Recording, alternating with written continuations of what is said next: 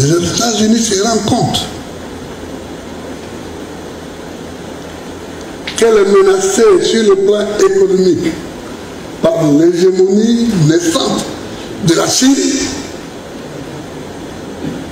et sur le plan financier et sur le plan militaire par l'hégémonie russe.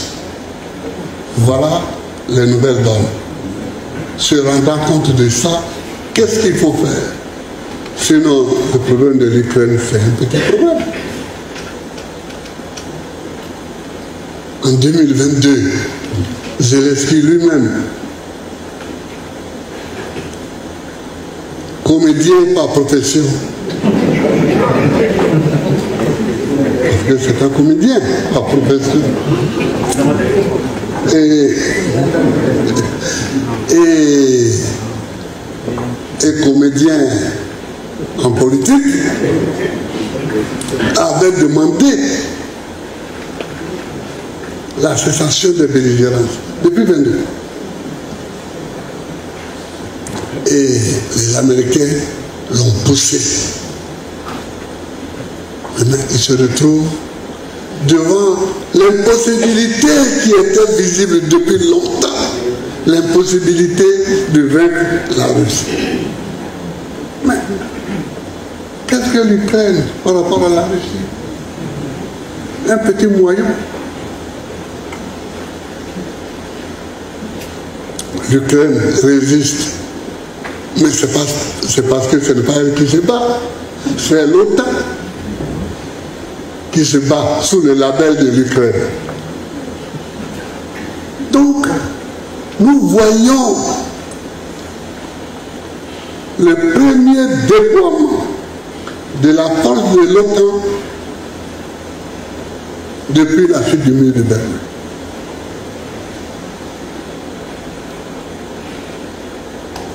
Et pour la Russie, c'est très important de refuser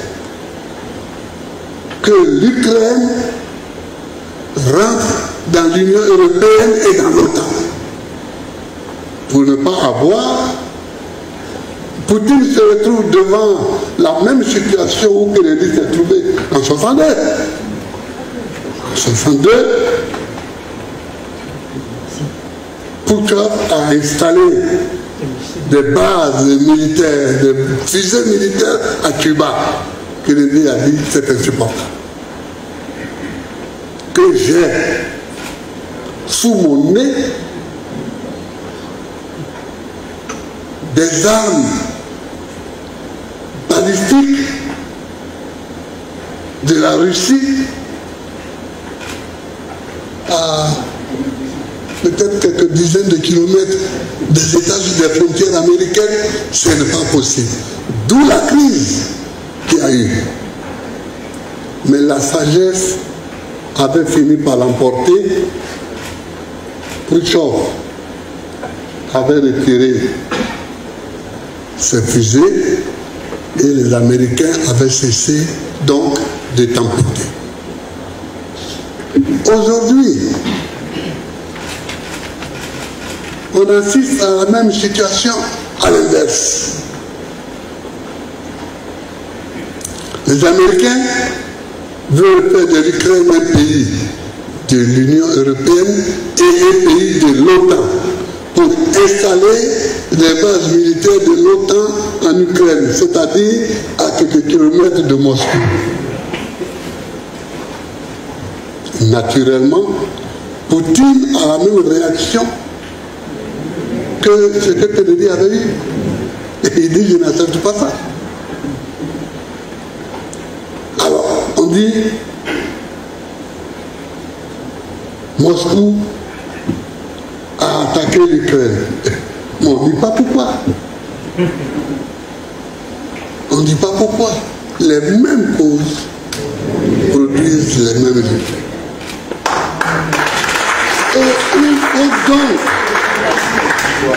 Et il faut donc que le monde entier sache ce qui se passe, parce que ce qui se passe là-bas nous concerne ici. On dit la farine augmente, mais l'Ukraine est le principal produit de blé du monde. La Russie est le deuxième producteur de blé après l'Ukraine dans le monde. Si les ports d'Odessa sont fermés, c'est tout naturellement qu'il y a du blé en moins à l'exportation et donc le peu de blé à son prix qui s'envole. Chers camarades, faites attention à ce qui se passe dans le monde. Je ne vais pas aller plus loin. Je ne vais pas aller plus loin. Mais je vous ai dit ce que je vous ai dit là pour que dans vos lectures, vous ne vous contentiez pas de lire les pages nécrologiques de Fraternité Matin et ce qui se passe à Soukougou, ce qui se passe à Niabezaria, ce qui se passe. Non, il faut regarder parce que notre vie est suspendue au contexte global, c'est-à-dire au contexte mondial.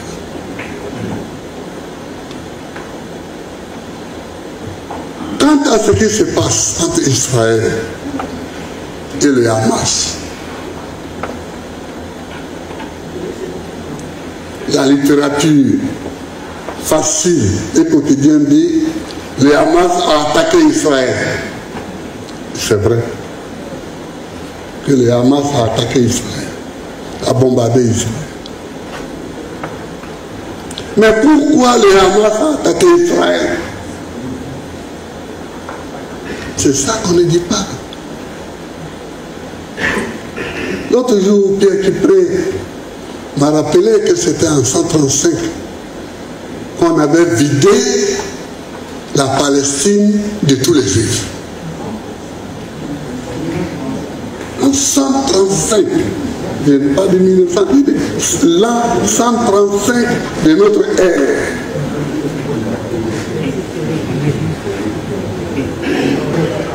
Pour ceux qui veulent lire, je les renvoie à Fabius Joseph, à Tacite,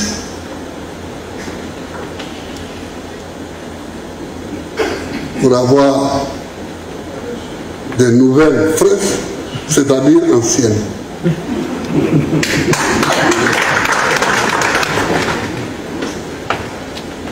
Les ayants d'idées, ils se sont éparpillés dans le monde,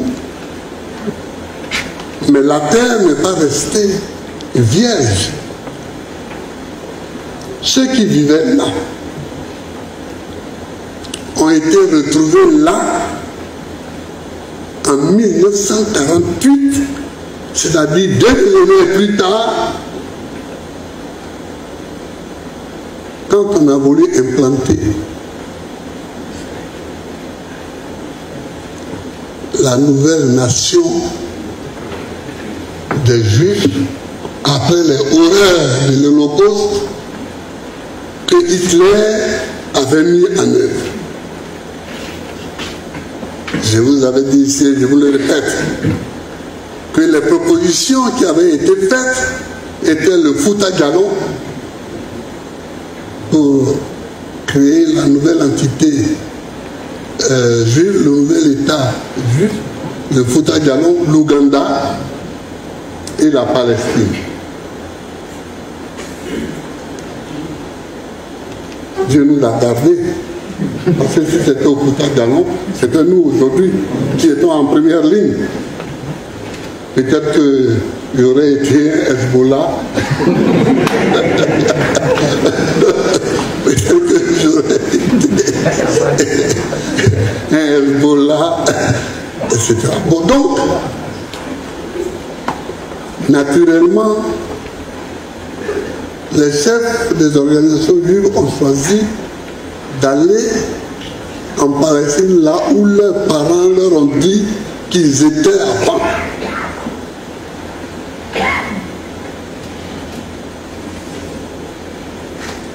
Mais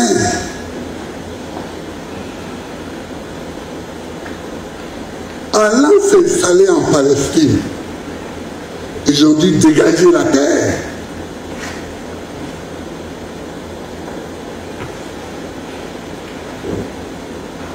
Pour que le nouvel État soit créé.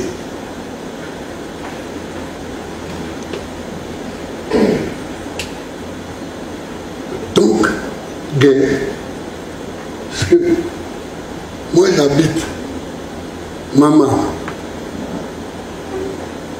Vous venez pour implanter un nouvel État. Et mes parents et moi, on doit aller se faire voir ailleurs. Naturellement, je prends une fusil. Et j'ai dit non, ça ne passera pas comme ça. Et c'est ça qu'on a vu. La guerre entre ceux qui étaient là, qu'on appelle aujourd'hui les Palestiniens, parce qu'ils habitaient la Palestine,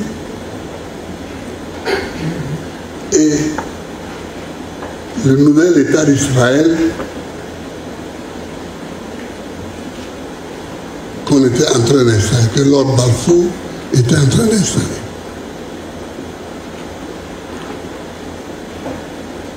Cette guerre a duré jusqu'à ce que un jeune ingénieur qui a pris le surnom de guerre de Yasser Arafat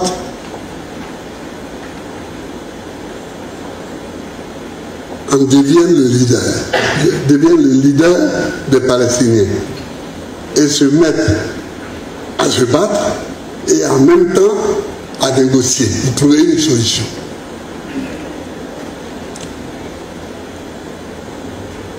Et la solution qui a été trouvée, et qui, à mon avis, est la meilleure, c'est une solution à deux États. Un État palestinien et un État juif. Deux États dont les frontières vont être négociées et qui vont être côte à côte.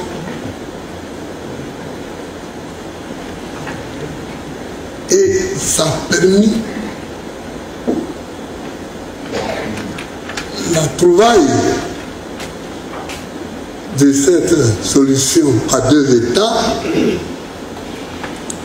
a permis de calmer la guerre.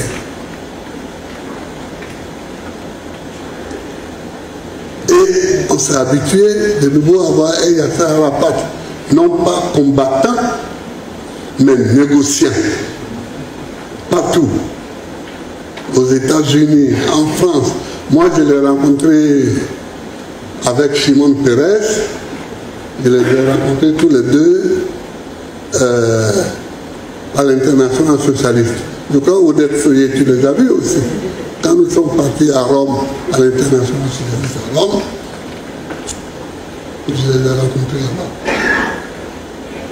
Et c'était d'ailleurs embêtant pour moi parce que Yasser Arafat habitait au même étage que moi. Donc, quand il sort de mon ascenseur, je ne vais pas avancer. C'est rempli de soldats palestiniens, garde de corps, garde de ceci. Bon. Alors, solution à deux États.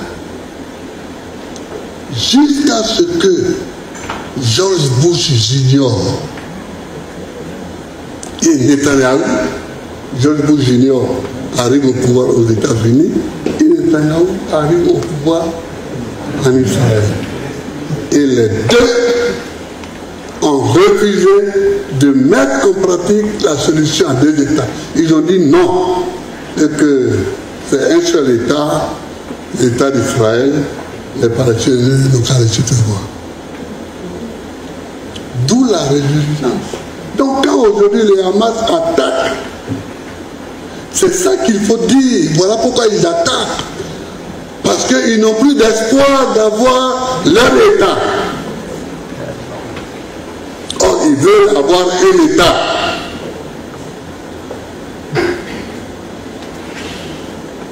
Voilà. Et c'est maintenant, voyant le danger, voyant la guerre se lever de nouveau, que l'administration Biden, par la voix de son ministre des Affaires étrangères, revient maintenant à la solution à 2 États. Mais que de morts!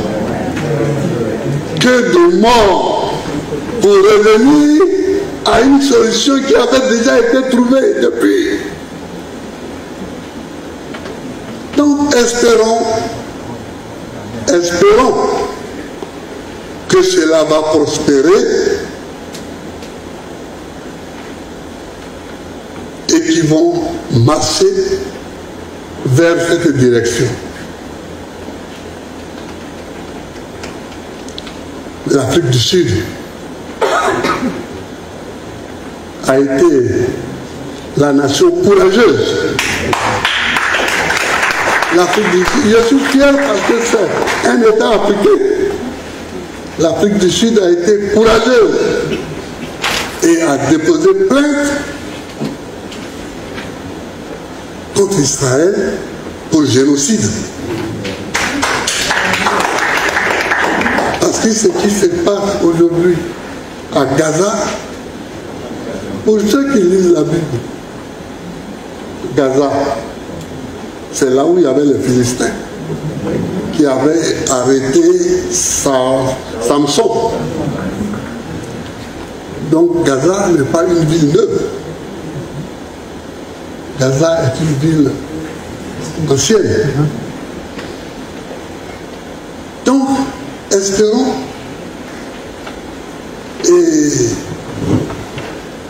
que le caractère génocidaire de la lutte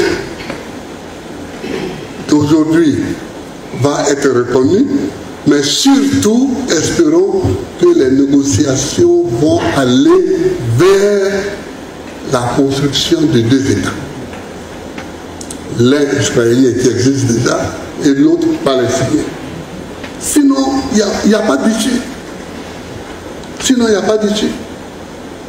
Les Palestiniens peuvent être vaincus, comme ils l'ont souvent été. Ils peuvent se replier, mais leurs enfants vont se lever demain et puis encore aller attaquer. Parce que quand le problème n'est pas résolu, quand la plaie n'est pas guérie,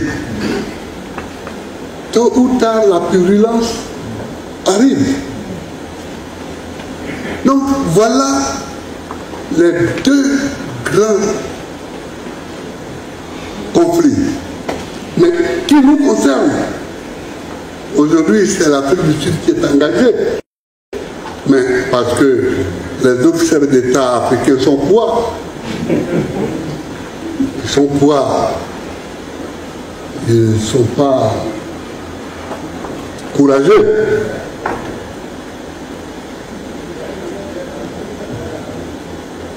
Ramaphosa est courageux et l'Afrique du Sud est courageuse. Je salue les Sud-Africains pour leur implication.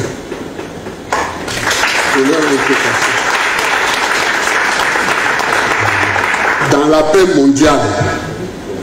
Parce que cette paix-là, quand elle est mise à rude épreuve, comme ça, entre Israël et Gaza, c'est sur le monde entier. Je vous ai parlé de ces deux problèmes, l'Ukraine et Russie. Mais je ne sais même pas qui a dit un jour, je ne sais même pas comment les gens peuvent penser que l'Ukraine peut battre la Russie. Je ne comprends pas. Je ne comprends pas. Et je ne comprends pas comment l'Ukraine même peut penser que les autres peuvent venir se battre pour elle. Aujourd'hui, à la campagne électorale qui s'ouvre aux États-Unis, dont les États-Unis ne s'occupent plus de l'Ukraine,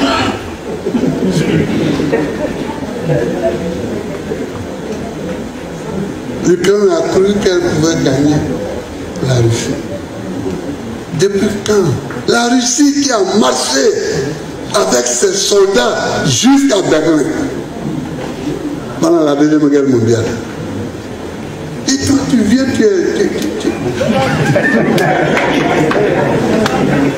je ne sais pas. Quand on dit d'étudier l'histoire, les gens croient que l'histoire, c'est pour s'amuser avec les faits passés. Les gens n'ont rien à faire, donc ils décident. Non. La Russie, là, les soldats russes ont marché jusqu'à Berlin. Et ils ont retrouvé le corps de Hitler là. Depuis qu'ils sont passés, on ne sait pas ce qu'est devenu le corps d'Hitler. Bon, on ne sait pas. Mais c'est ça. Et là, si l'ONU veut vraiment la paix au Moyen-Orient, il faut qu'il mette sur la table la solution à 2 États. Il faut qu'il remette sur la table la solution à 2 États. Voilà ce que je voulais vous dire pour le bon